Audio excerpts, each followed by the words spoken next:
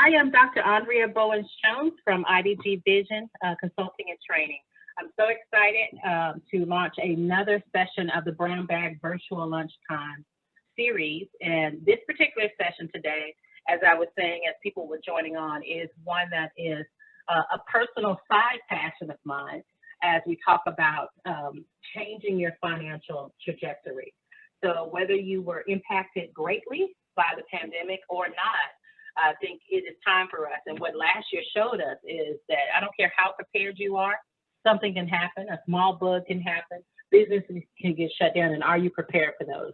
So I am looking forward to engaging in a conversation with these women leaders to just talk about how we can bust some myths out there about whether it be investing or whether it be just our financial choices that we make, and how do we create multiple streams of income, even if you're not savvy at that. So today's topic is Make It Rain. So before I get into some of the details and introduce my wonderful women speakers today, I want to talk a little bit about, if I can get my slides to move with me, is about my company, IDG Vision.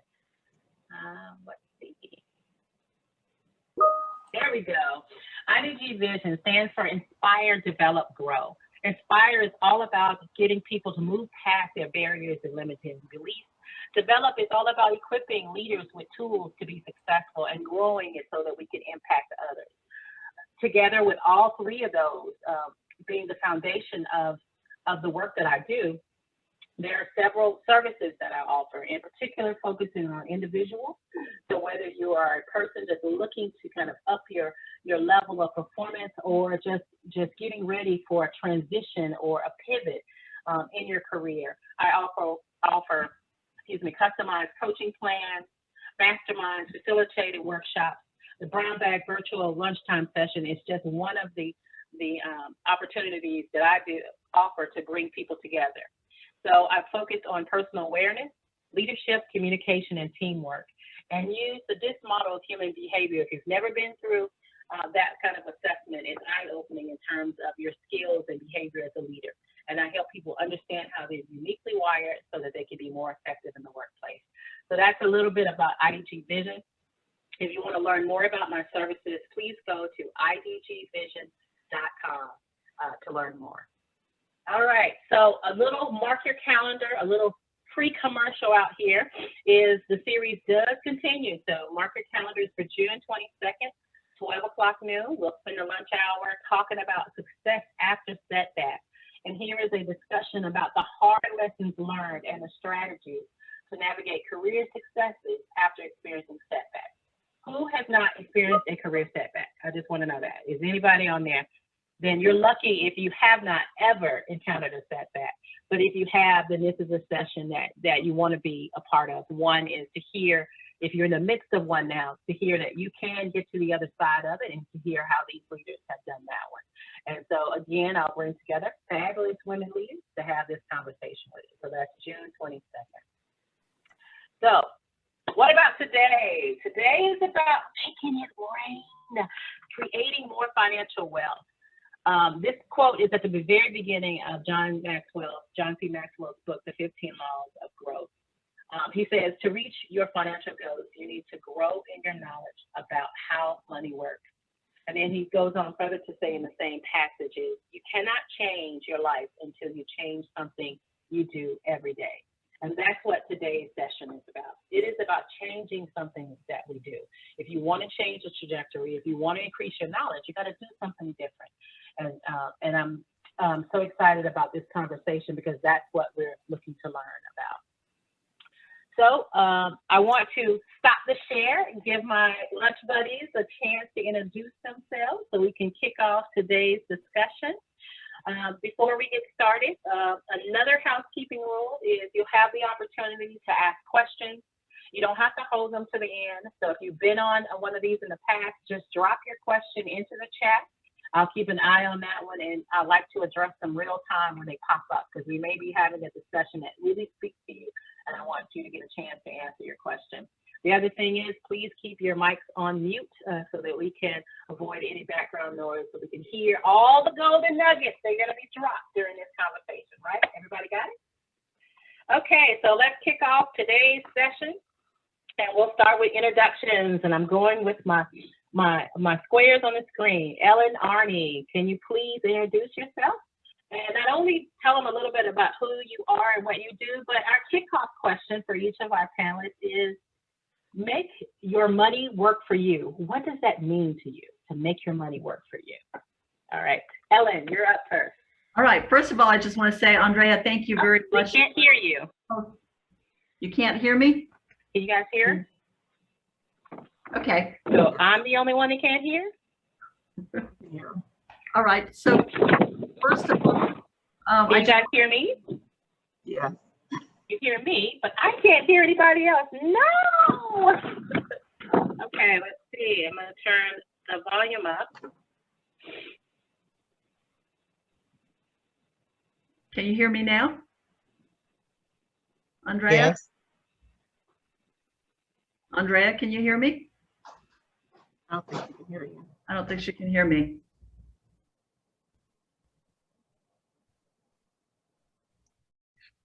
No, we can't hear her. Can't hear you. Can you hear me now? Yes, can I hear you? Can you hear me? Yes. Go ahead. Great. Okay, so first of all, Andrea, I just want to thank you for hosting and inviting me to participate today. This is a topic that's very near and dear to my heart. So my story is I worked in corporate America. So I retired from Macy's, where I had worked for 38 years total. And I've been in the financial planning and analysis area for all of the direct to consumer. So anything ordered on Macy's.com, Bloomingdale's.com, I planned that budget, shipping to the clients. And I got to the point where it just wasn't fun anymore. What I was doing, I had done just about everything I could there, from store line, buying line, systems, supply chain, and it just wasn't fun anymore. So it was clearly time for me to reassess what I was doing. You know, culture had changed. It was time for me to find a new path for myself. And I said, you know, I need to know what's going on with my money. I was one of those people that was putting money away in a 401k, you know, working 60, 70 hours a week and socking it away. And you get closer to retirement and you think, oh my gosh, I hope it's enough, right? So, you know, and I had heard 10 years ago, oh, you have to have $1 million to retire. Well, that's not necessarily so. You know, it really looks different to different people. And so I said, you know, I need a financial advisor. And I really, you know, prayed hard about it. I said, you know, this is what I want to do. This is what I feel called to do. So where in my previous job, I was helping to make people's jobs easier through process improvement. I said, I want to make people's lives easier to where they can sleep at night. So they're not worried about their financial future. And so that's why I said, this is what I feel called to do. And this is my encore career. So I am a financial advisor for Edward Jones. I've been doing this for 2 years now. And it's something that is very, very empowering to me. So when I think about making money work for me, you know, to me, that means really kind of taking control of your finances, you know, to where you can improve what your financial outlook looks like. You can get more stable, start getting independent, because I think that's key, especially for women. You know, a lot of times, you know, we're either going to be taking care of our own finances at some point, whether we aren't already, you know, whether it's through divorce or through the loss of a spouse. We need to be prepared and understand what finances look like and what that means to us, because eventually we are going to have to be part of that, but then also building the wealth piece of it as well. Awesome. Dr. Cynthia, your turn. You're up. I'm up. Thank you so much, Dr. Andrea, and welcome everyone again. I applaud you for being here. I am Dr. Cynthia Davis, and I'm excited to be here because I too have walked. Uh-oh. Did she freeze for everyone? Dr. Cynthia, can you hear us even though you look frozen on the screen?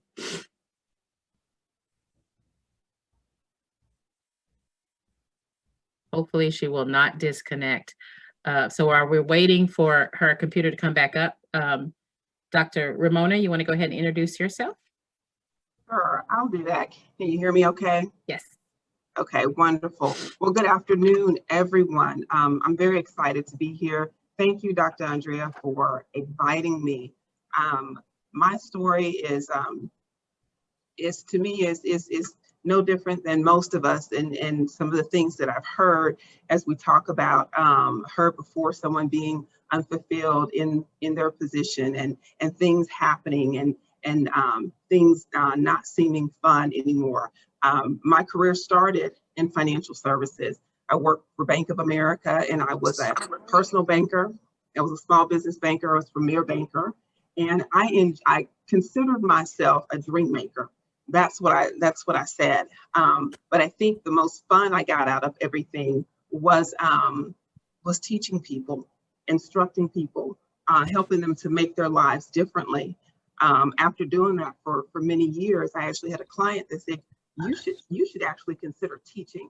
You made that loan process very easy and very simple for me. And so I transitioned as life would have it. I was able to go into higher education. I was a banking and finance instructor with Georgia Piedmont Technical College for several years, actually about 13 years. And when I first began my career, everything that I knew was through the eyes of others, through my clients and what I'd learned in school. But unfortunately, I went through a tumultuous divorce, and that taught me more than I could ever have known. I actually had to start over, and it was very humbling, and it was very inspiring for me. I now know you can build yourself from the ground up. I was a single mom, and I had to do everything on my own. And oftentimes we hear that people go through these things and they don't have the knowledge necessarily. I was trusting, and some things happened financially that really had me to rethink things, how I do things. So currently I am the Director of Curriculum, Instruction, and Professional Development at Georgia Piedmont Technical College, and I feel fulfilled. I still get to talk and instruct and educate, whether it's students in workshops or it's my faculty and staff. So I really enjoy that. And I'm always talking about finance. I tell people I'm a disciple of the discipline. I don't come across as an expert in everything. That's not what I'm trying to do. I'm trying to learn more so that I can share more. So as I think about making my money work harder for me, or making your money work harder for you, I think what comes to mind for me, especially with the younger generation, because I talk to them a lot, is understanding the power of delayed gratification. Everybody wants a quick dollar. Everybody wants to do it quick. It's going to take time for you to build that. And for me, I think there is worth in sustainable accumulation. You know, building $1 at a time. You take everything that you own and you pay it off. That you have left, that is your wealth. So if it's 1 penny, that's 1 penny of wealth, and you want to keep increasing that. So taking everything that you can learn, I applaud those who attended today, because this is definitely a step in the right direction, and I'm honored to be here. Thank you. And welcome back, Dr. Cynthia. I was hoping we didn't lose you. So now, well, we did lose you, but I'm glad you came back. So now you can complete your introduction. Thank you, Dr. Andrea. I have no clue. My computer just totally said there's an electrical issue and totally went off. I know, so I'm on my phone now. So, but again, I'm glad to be here, excited about this opportunity and excited about the topic, making it rain. Again, I'm Dr. Cynthia Davis. I am the owner of Alert Enterprises, and Alert Enterprises is the parent company for Alert Properties and Alert Real Estate School. And we are a full service real estate brokerage as well as a real estate school. We are licensed by the Georgia Real Estate Commission, and we are licensed to teach pre-license classes, broker classes, post-license, you name it, CE classes. I also teach for the Georgia Association of Realtors, and I teach also some national classes. So education is in my bones, it's in my blood, and helping others to take what from where they are and move to where they desire to be is my passion too. So I'm excited. One of the things that I teach with the Graduate Realtor Institute is a risk management class. And there are risks that we take often with our finances that we shouldn't take. And so there are risks that we should take that we do not take. So what I would like to encourage us is to be attentive to our finances. When you ask the question of what does making my money work for me means? To me, that means that I worked for it. Now I am putting it to work. So now I am the boss. I was perhaps maybe not the boss as I earned it, but once I've earned it, now I am the boss of that money. I decide, I tell it where to go and what to do. And having that money reproduce itself is important to me, and especially when it reproduces itself while I'm sleeping. So yes. So I set up systems and put things in place that when I wake up the next day and go to my computer, once it's repaired,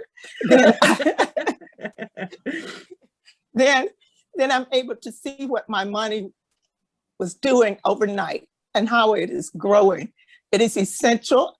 I tap into the fact that I too was a divorced parent of 3 and went through some challenges financially, but some was because I was not attentive to my finances and I was had my mindset somewhere else. So to help someone else move smoother through those paths is my goal. Awesome. So can everybody see why I'm so excited about talking about this topic? I don't think you can talk about it enough. One webinar will not do it enough, but thank you, ladies. And I am excited to get in there. And as I mentioned, if you have questions, please do drop them into the chat, but we're going to jump in with the prepared questions because I think there is a lot of knowledge between the 3 of you. Thank you for sharing your personal stories. So I want to jump in. I'm so excited. I can't get my words out. Jump into the first question. In general, what is your strategy to building wealth? And how has your personal experiences impacted your approach? I'm assuming it's not one shoe fits all. And I want to make money while I sleep. But in general, what is your strategy to building wealth? Who wants to jump in and start us off with that first question? Well, I will. Okay. Thank you, Dr. Cynthia. I was like, okay, I'll call on somebody, but thank you. I know you all want to speak on this one. This is strategy. I want to get into the meat. We're trying to be courteous. I love nice ladies. Go ahead, Dr. Cynthia. Okay. My strategy is diversification. Okay. Okay. As a real estate person, now I started real estate back in, I'm going to go ahead and say it, in 1982. So that has been many, many years ago. Initially, I was all into one platform of increasing my funds, and that was in real estate. But then I learned through the years to diversify.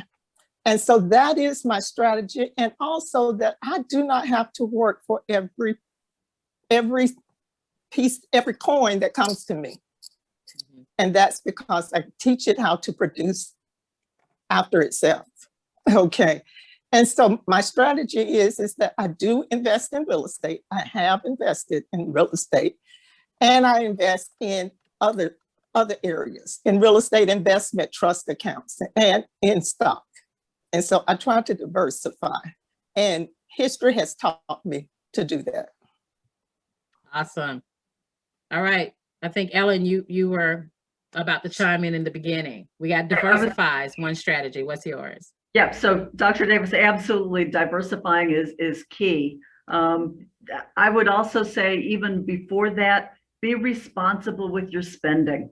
Okay. So make sure that you're not going into debt. Have emergency savings first and start funding your retirement, but do it in a very diversified way. Build a portfolio, but really even before that also is identifying what's important to you. I always say money is a good thing. Don't get me wrong, money's good, but to me, it's more what you want to do with the money, how it makes you feel, what your vision is for it. Do you have short-term goals? Do you have long-term goals? So really starting out with what's important to you, but diversification is absolutely key, and starting early is very important as well. Awesome. Go ahead. And I agree with both. Can't say enough about diversification. Also being attentive, because that's something that hurt me in the past, is not being attentive. But when you really start with the basics, when I have taught class on personal financial planning, typically my students would jump directly into, well, what about the budget and what about the credit? And those things need to be looked at. But I agree with Dr. Ellen, you have to first identify what your goals are. What is it that you want to do? Then from there, we can build. Oftentimes, by the time we get to the budget, it's looked at as a whipping stick. And I'm like, no, this is your tool to get you to where you want to go. So I definitely have to say, we have to start fundamentally with what is it, where is it that I want to go? And then from there, we can move on. We can go up the steps to other things, up to and including diversification and numerous financial instruments. I love that. Started with the tool. There's a question in the chat, and I want to get a couple of them now, is, can you give examples of what it means to be diversified? Like, let's pull back the layers a little bit. I think, Dr. Cynthia, you want to start with that since you put that phrase out there first. Can you give some examples? Oh, sure. You've heard the saying, never put all your eggs in one basket. And so in doing so, my suggestion would be begin with the end in mind. At the same time, if owning real estate physically is not what you want to do, because everyone is not created to have physical real estate, then join in on a real estate investment group. Diversify there. Everyone was not created to be a landlord. So then if that doesn't work, then look at other means of investing, whether it's mutual funds, whether it is in your stocks and things of that nature. That is what I mean. There are multiple other areas that I'm sure the other panelists can address that are available to us. And I'm sure, Ellen, you manage portfolios. You want to chime in on this one before we move to the next question? Absolutely. So, another key of diversifying is liquidity. How soon are you going to need the money? So if it's something that you can invest in and you don't think you're going to touch for 20 years, that looks a little bit different than something that you're going to need to pull income from. We take a look at, stocks versus bonds versus any of the fixed income insurance products. So annuities, that can provide a steady stream of income to you. Also taking a look at different sectors. So technology sector was really, really hot last year.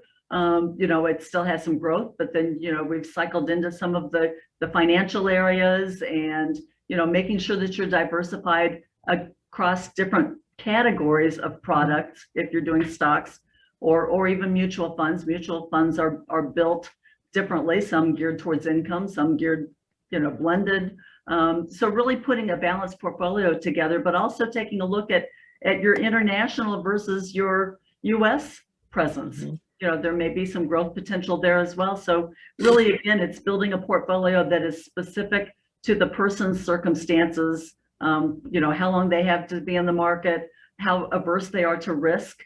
If you're wanting to go a little bit more risky, you're probably going to have more bumps in the road. But if you've got a long time to keep it invested, it smooths out. So, a lot of things come into play.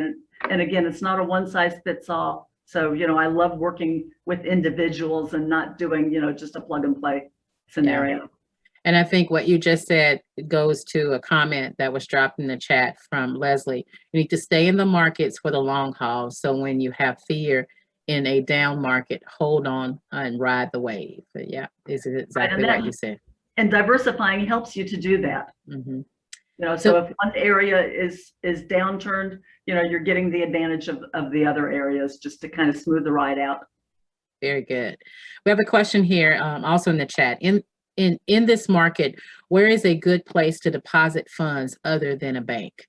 And I know that doesn't appeal to everybody, but I want to make sure that that is addressed. That was a question from Barbara. Either of you, Ellen, maybe that's more in your camp. I would say, again, it depends on the individual and what their goals are. You know, the fixed income, the CDs, the banks, the money markets really are not paying virtually anything right now. It's kind of like a 0.nothing%. You know, so there's not a lot of growth there. And with the federal interest rates, you know, I don't see that changing anytime soon. However, it's something that certainly, you know, you're less likely to lose any money.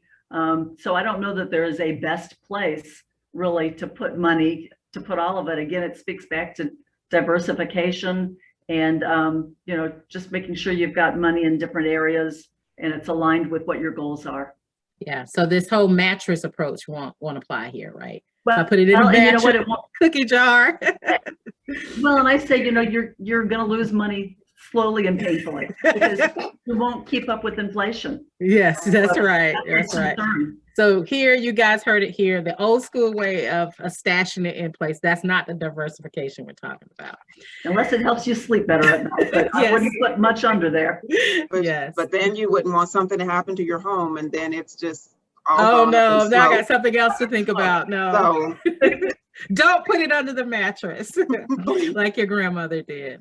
So I have another a question. I don't see any more in the chat. So I'm going to go back to some of my prepared questions for the conversation. I want to talk about myths a little bit because I'm sure everyone on the call is in different places of their financial journey to say.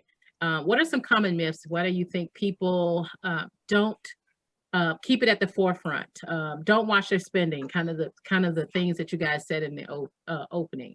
Let's kind of bust some of those myths up right now. So you guys got one that you can think of or that you've encountered when you talk to people that is common? I just spoke with some students yesterday in a focus group, and they seem to think that you can just, money will magically just grow. That there is the tree is in the backyard, right? There's something that's just gonna happen. There is I don't want to call it a scam, but there is some type of organization or group or project or something that they can join, and it's just going to instantly give them the money that they want. Because we were asking for some ideas on how to spark the conversation about finance because they want to know. And they said, why don't you name it how I can take $500 and flip it to 5,000? And it's like, you know, that's hard to hear because it does take time. You know, I'm one that talks about the time value of money and how interest grows and those type of things. And it's all aligned with risk and that you have. But it takes time. It takes time for money to grow. It's important to have that element, as I spoke before, of understanding that you can delay your gratification. And then in the end, you will have that. It may not be in 30 days, like they're hearing in all these different areas. It just definitely takes time. So for me, that's a myth that I would like to burst, that you will just instantaneously become a millionaire overnight. Yeah, I like that one. Growth doesn't happen overnight. Financial growth is one myth. What about Dr. Cynthia? What about with the real estate industry? What's a common myth out there that you think needs to be busted up right here on the Brown Bag Virtual Lunchtime Session? And here it is. And I so agree with everything that's been said. And as far as it pertains to real estate, the myth is flipping. Yeah. And forget HGTV. It's not. I love it. Oh, no. Even I clutch my pearls. It's not real world. They're in this flipping, everyone, they come to me, they approach me with, I want to fix and flip. Well, if you want to fix and flip like HGTV, you're going to have to go there because that's not real world. Statistics show that 95% of investors fail. Why do they fail? Because they are not financially prepared to take on that responsibility. And in fixing and flipping, what they want to do is get easy, quick money, just what was said. It's going to happen overnight. And then we'll do another deal and that will happen. To me, that is definitely a myth that needs to be busted. It's hard work, it's preparation, it's time that must be invested. Okay. Yeah, guys, you heard it here first. Yeah, it's not easy. You're just not going to go buy a $30,000 house and sell it for $150,000. No. Yes. All right, Ellen. Oh, go ahead. No, I see all the time. I go into houses where investors have purchased homes and they get in and the surprise, what they end up finding is the needed repairs that they did not plan for, and now they are out of money. And so what they have to do is try and sell it. Okay. The way it is. And before we move off the real estate, thank you, Tisa, put in here. She said, please, on the real estate topic, talk about buying properties at tax sales. Is there a myth associated with that one? Or is this one that's already busted? No, there is. You can buy properties at tax sale. What I encourage you to do is have a title search completed on that property prior to your purchase, because you buy what you see and you buy what you don't see. And you might be buying liens that are attached to that property as well. Do your homework. It sounds good, but there's a lot of work that you need to do in it beforehand. Yes. Thank you. Okay. Thank you. And Ellen, any myths that we need to bust when it comes to investing? Yeah, so I've gotten lots of questions, and I've had them from young folks, I've had them from retirees at all ages. Cryptocurrency, Oh, yes. Dogecoin, Yes. Bitcoin. Let's make money grow, right? Mhm. Let's do it fast Overnight, like Ramona was saying. Make it rain. I can be that Mega Millions winner. Mhm. It's pie in the sky, and I'm not going to say to people, don't ever do any kind of cryptocurrency. Just if you do it, it's highly speculative. It's not something that is quality long-term investment. It's like going to the casino and be ready to flush your money. Don't plan your retirement on it, is what I'm telling you. For the retirement, I kind of go back to a favorite book, The Tortoise and the Hare, right? Yes. Everybody knows that the hare got off to a quick start and got tired, and spending is the same way, or finances is the same way. Be intentional, be the tortoise, be the one that does it slowly over time. Keep investing. When you invest over time, and even if it's the same product, you get the advantage of dollar cost averaging. So sometimes you're going to buy it higher, sometimes you're going to buy it lower. Over time, it comes out lower. Awesome. Thank you, lady. We put that to rest here. And if there are others that pop up, I want to make sure that while we have experts here, they can address it. All right. So there's another question in the chat. And it's from Lisa. Thank you, Lisa. I'm not a risk taker and don't know how comfortable I'd be with just letting my money set somewhere. I want to do it, but I'm hesitant. What's the least amount that would be recommended to invest? And so, Ellen, this is one direct. Well, I guess it could be for both of you, Cynthia and Ellen. Yes, least amount of money if you're apprehensive about getting started. You know what? I would say just get started. I mean, if you start with $50 a month, just start putting it away. And when you get maybe 2,000 or more, then you can start investing. But again, I go back to saying, make sure you've got your emergency fund first, because it doesn't make sense to invest in something if you're going to have to turn around and pull it out because your transmission went out.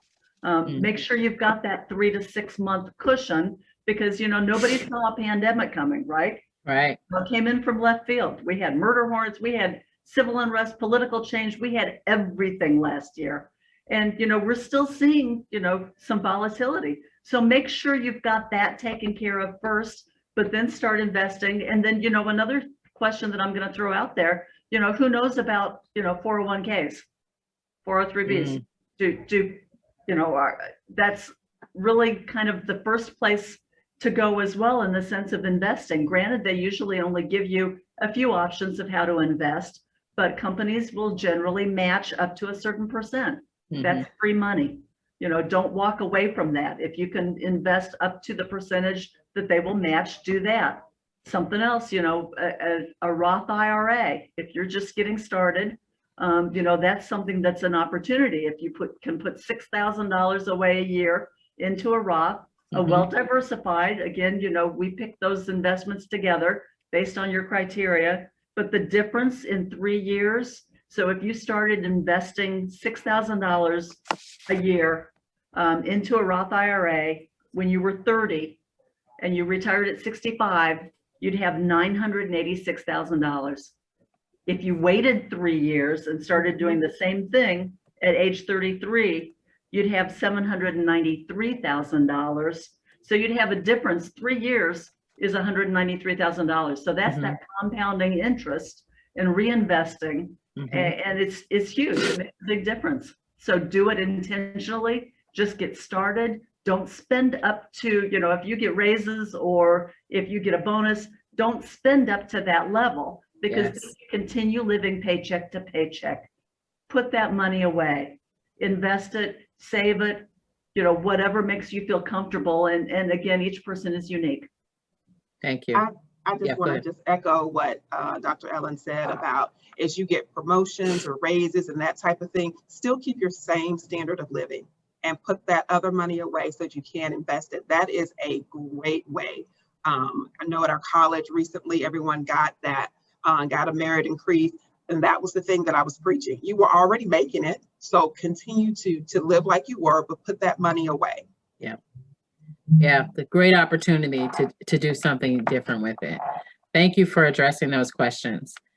Now, another prepared question on our list is, we talked about myths, so now let's shift a little bit toward bad habits that you've seen people making that inhibits their financial growth.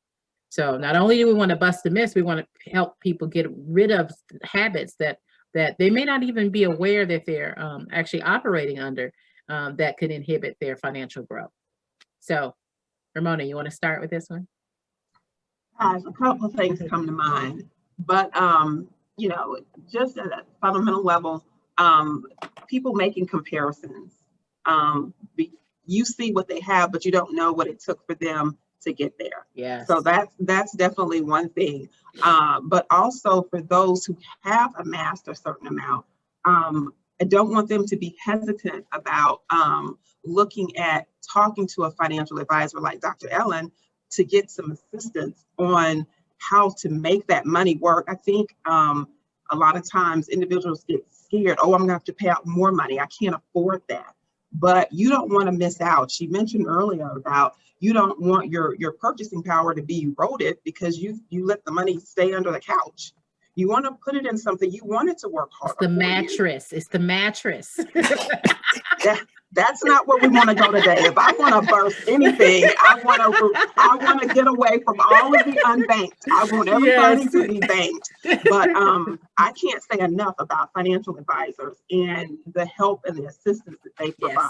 So bursting that myth that I can't afford that, or they don't want to talk to me. And Dr. Ellen could probably address that even more, but I just can't say enough about the help that I've received and those that have thanked me because of people that I have referred them to. So that bad habit is something that I would like to dispel. All right. Other bad habits, ladies. Well, I'll chime in here, and I agree. and scale back. Less is more. We don't have to have the top of the line. You know, I can speak from a real estate standpoint. The bad habits I see on a repetitive basis is people getting, say, a pre-qualification letter for $300,000. Well, they want to buy to the nose of that $300,000. Want every bit of the house. Give me all that I can get. You know, my thing is back off of that. Give yourself some breathing room. But I see that habit all the time. Back off of that. Back off. Go back down to the twos if possible, and give yourself some breathing room. Allow yourself room to grow and invest. Use your funds wisely. Yeah, love that. Less is more. And if any year taught us that, it would be 2020. You don't need the extra because you're going to lose it anyway. All right. And I know we're going to let Dr. Ellen speak, but I just got to say something to that too. Dr. Cynthia, that is awesome. All too often, I would provide pre-qualification letters and they were like, oh, well, I'm just going to go get this, that, and the other. And I'm like, okay, let's talk about this a little bit more. You don't have to go to the ceiling because oftentimes they'll do that. And I'm like, how are you living before? You know, so let's take that under consideration. So I just can't say enough about that. Yes. Very good. Yes. Ellen, you have a bad habit you've seen. You want to help people correct some of these habits. Yeah. I know they're making. Credit card debt. Oh my goodness, that is a killer. Don't be paying somebody 24% or more just for instant gratification. You know, identify, you know, instead of giving somebody 24% and digging that hole that is so hard to get out of, you know, pay it off, invest it to where it's growing. So, you know, again, making your money work for you, making it rain. Don't make it, you know, don't dig your hole and get underneath it. Also, knowing what's a need versus a want. Love that. Really going back to saying, do I really need it? Major purchases, sleep on it. Give it 3 days. You know, don't do it just because it's shiny, it's new, you know, it smells good. Think about the consequences, short-term as well as long-term. And can you really afford something? I love that. Need versus want. That was one of the first disciplines that I did when we bought our first house when I was in corporate, is getting rid of credit cards that I had foolishly done in college. It's such a discipline now. I still don't have it except for our travel, like when we go out of town to rent cars for it. Yes. So towards that, if you're in debt right now, keep working, you know, the snowball debt that Dave Ramsey talks about, you know, just work your highest interest rates first and pay it down. Yes. So I should have asked this question, and we're going to move on to another question. It's amazing how time flies. It's already 12:48. So if you have some questions that burning for these ladies, go ahead and drop them in the chat because we are getting close to the lunch hour being up. But I really want to know about how have you seen the pandemic impact people's thinking? So we went through it, we're on the other side, maybe not all the way through it, but has it impacted people's thinking when it comes to their financial security and choices that they make? And we'll popcorn some of these other questions. And I apologize, I have allergies. Recording and wiping my nose. Yeah, that's really cute, but you got to do what you got to do. But anything about impacting it. So really quick questions, because there are a few other burning questions I have for you. See any impact? I just think people are really realizing what's more important. So getting back to people's whys, you know, the pandemic really brought us closer together in many respects with our families, even though we may not have been able to see them or travel to them. It really kind of made us stop and breathe for a minute, you know, and say, okay, what is really important? Do I really need the high pressure job? You know, if I can do something where I can work from home. You know, and it may not be a financial impact, but, you know, that's really kind of what I've seen is really kind of focusing on what's important. That's good. Anything you want to add? I like that it gave us more time to kind of think through it. When I said earlier that I'm a disciple of the discipline, it has so much to do with I still learn.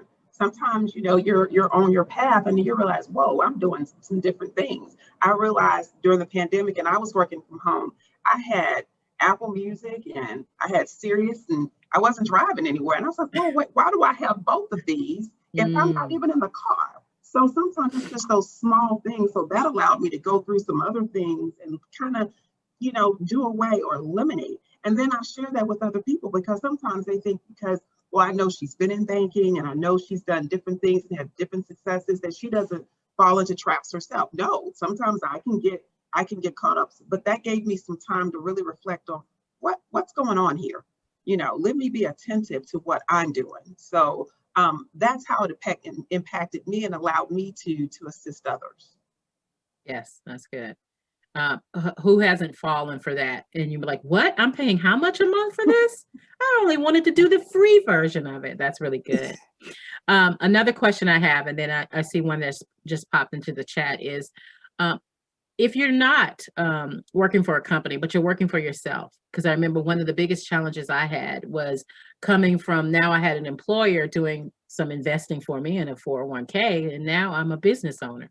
So what advice do you have for small business owners who are struggling to get started, to stay consistent with their investing, or creative solutions, or any thoughts there? I guess I can start out here. You know, I would say for people that have come from, you know, the corporate world, or they've got, you know, 401ks, one thing that I would caution people about doing is, you know, similar to having cold cash in the freezer, right? It's not keeping up with inflation, but don't walk away from your 401k. I see people that, you know, have forgotten about them as they get up in years. So consolidating them helps. You know, you can roll those over into IRAs, but don't just walk away and not pay attention to what's happening with your investments there. A lot of people do that and they forget they're there, or they just don't know what they're invested in, and it may not be appropriate, but you know, that's something that I can certainly help folks with. For, you know, business owners, I would say, you know, leveraging your network, you know, as you're building your business, using social media, just getting out there in the chamber, and then, you know, really starting with a business retirement plan. You know, that's something, you know, whether you've got employees who work for you, that's something that can be an incentive to them. And, you know, it helps your business expenses on the other side. So it can be a recruiting tool as well. Thank you. And if I can chime in there with Ellen, I so agree. And what I would say is connect yourself to people in the path that you want to go. But at the same time, what I'd like to encourage them to do is get a business mindset. Don't enter into business with the mindset of the one that you had when you were an employee. Yes. Because, you know, you are now the boss. CEO. You are the CEO, the president. CFO, everything. Yes, CFO. So your mindset has to change. So I would say dive into material that will help you shift and enrich and grow your mindset of an entrepreneur, of a business owner, because you can't do it from an employee perspective.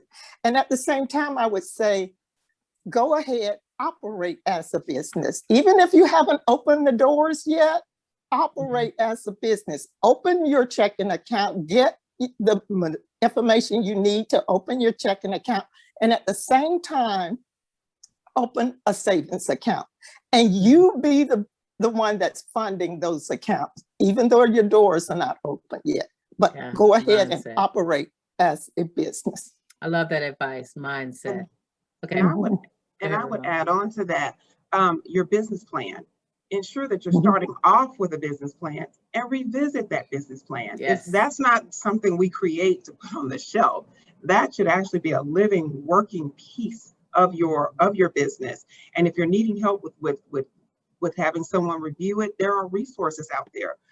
When I was at Bank of America for years, we always referred clients to SCORE. That's a free service where they will review that and help you create that. So did you that say SCORE? I want to put SCORE, it in the chat. SCORE, and that can be Googled and it will come right up. And they've had amazing people that will assist you with the development of your business plan. And part of that business plan should be investing. Yes, thank you.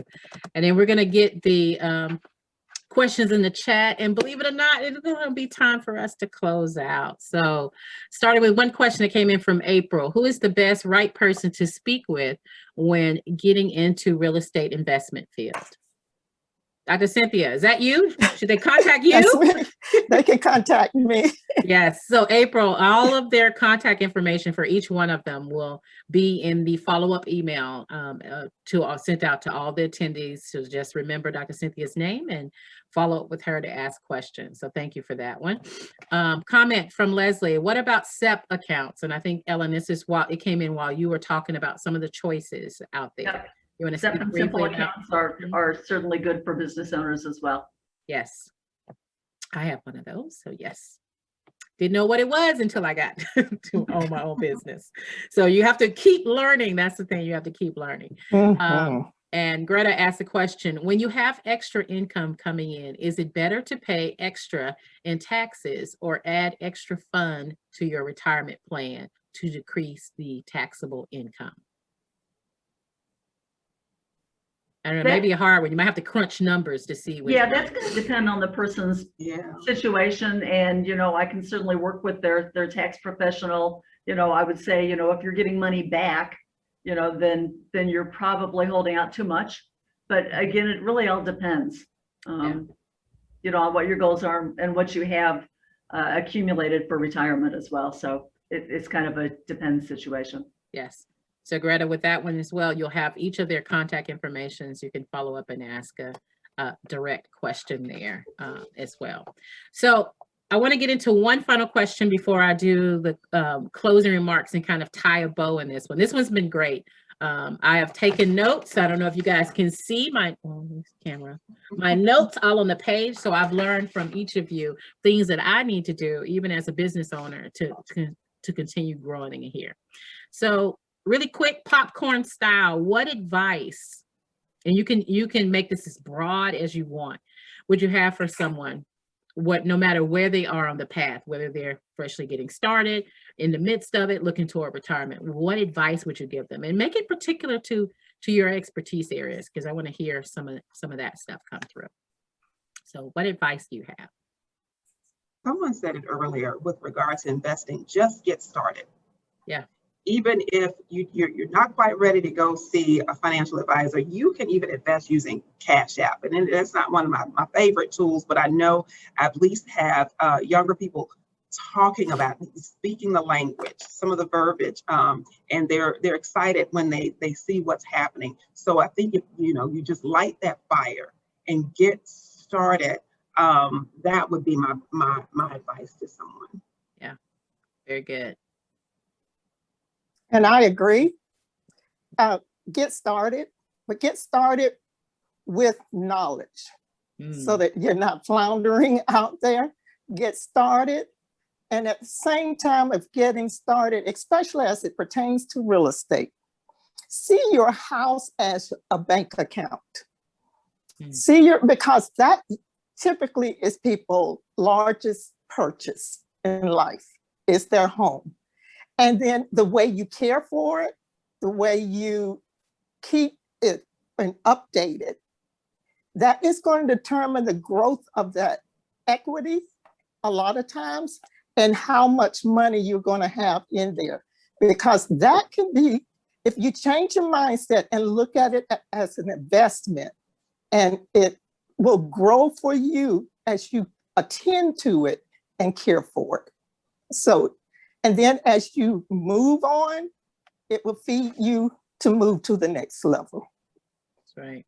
Thank you. And Ellen, advice. Yep. I would say take control, know where you are. So, and I can help folks with all of these steps. It's part of our process. So where am I today? Develop a plan, commit to it, and most of all, get started. And that part with knowledge, I can help you with that as well. So, kind of figuring out where you are today, where you want to be. What does that look like? Regardless of what kind of a goal it is. Can I get there? If I can't get there, how can I get there? And then stay on course. Do it little by little. It's going to take time, but get started, get started, get started. Yes, you guys heard it here. Get started. It's never too late. Never too late. So as we get ready to wrap up another session, I want to remind you of a few things. One is this has been awesome. So I do want you to use your what do you call those little emojis to give our panelists a hand clap for sharing their knowledge and their time with us today. And I'd like to thank each person for attending today. We've now hosted over 9 conversations. I've had 31 women speakers and over 475 attendees. Actually, that number is higher because I created this slide earlier this week as I was looking at the registration list for today. Mark your calendar to join me on the 22nd to talk about success after setback.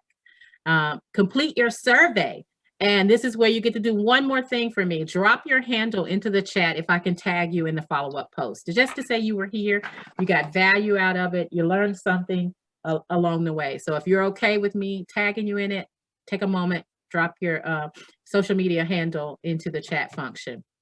And just to talk about 2 services that IDG Vision has to offer. For those that have been in several of these, I launched in January, the Slaying Your Invisible Dragon, a 4-part personal development series. The next cohort starts in August.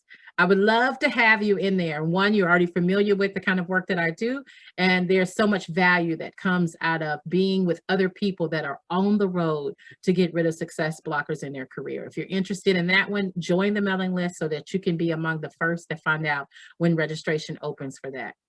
Also, last thing is Power Hour training sessions. These are 1-hour training sessions that can be added to any of your team meetings. If you're at a company, you manage a team or an organization, and you would love to have someone to come in and talk about leadership, communication, and teamwork, all the necessary components for success in the working environment, contact me. Send me a note and schedule your Power Hour training for your team. So if there are any other questions with it, drop your handles in there. I would love to be able to tag you on the follow-up one. Look out for the survey, and I will see you next week. And thank you for sharing your lunch hour with me. Until next time, everybody. Bye-bye. Bye-bye. Thank you. Bye.